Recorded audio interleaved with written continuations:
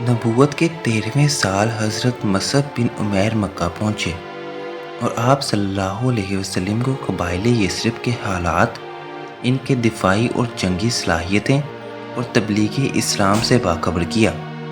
ان کے ہمراہ بہتر مرد اور عورتیں بھی تھیں۔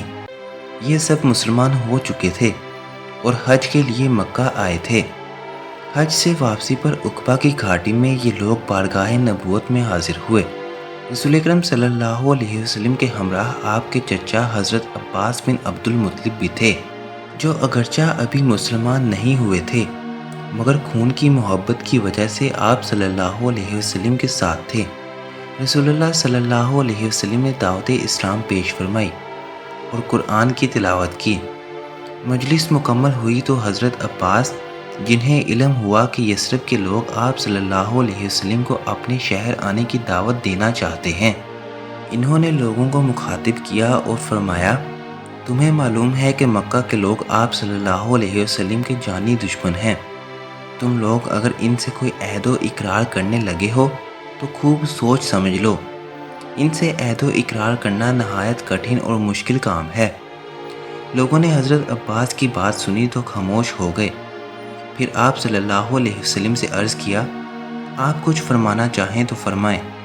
جس طرح کا عہد آپ ہم سے لینا چاہتے ہیں لے لیں، ہم ہر طرح سے آپ کی مدد کریں گے اور آپ کا ساتھ دیں گے۔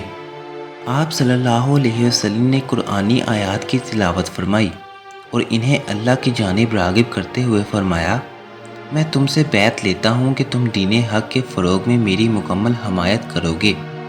جب میں تمہارے شہر جا کر رہوں تو میری اور میرے رفقا کی حمایت اپنے اہل و عیال کی طرح کرو گے۔ انہوں نے کہا، ہمیں اس کا کیا صلہ ملے گا؟ آپ صلی اللہ علیہ وسلم نے فرمایا، خدا کی خوشنودی، آخرت کی نجات اور جنت۔ لوگوں نے عرض کیا، ہم اس بات کا اطمینان کرنا چاہتے ہیں کہ آپ صلی اللہ علیہ وسلم ہمیں چھوڑ کر تو نہ چلے جائیں گے؟ آپ صلی اللہ علیہ وسلم نے جواباً فرمایا، میرا جینا اور مرنا تمہارے ساتھ ہوگا۔ یہ سن کر ان کے سردار حضرت براہ رضی اللہ عنہ نے آپ صلی اللہ علیہ وسلم کا ہاتھ اپنے ہاتھ میں تھاما اور کہا، ہم آپ صلی اللہ علیہ وسلم کی حمایت ایسے ہی کریں گے جیسے اپنے اہل و عیال کی کرتے ہیں۔ اس طرح سے عہد و پیمان مکمل ہوا اور اس کے بعد مسلمانوں نے یثرب کی جانب ہجرت شروع کر دی۔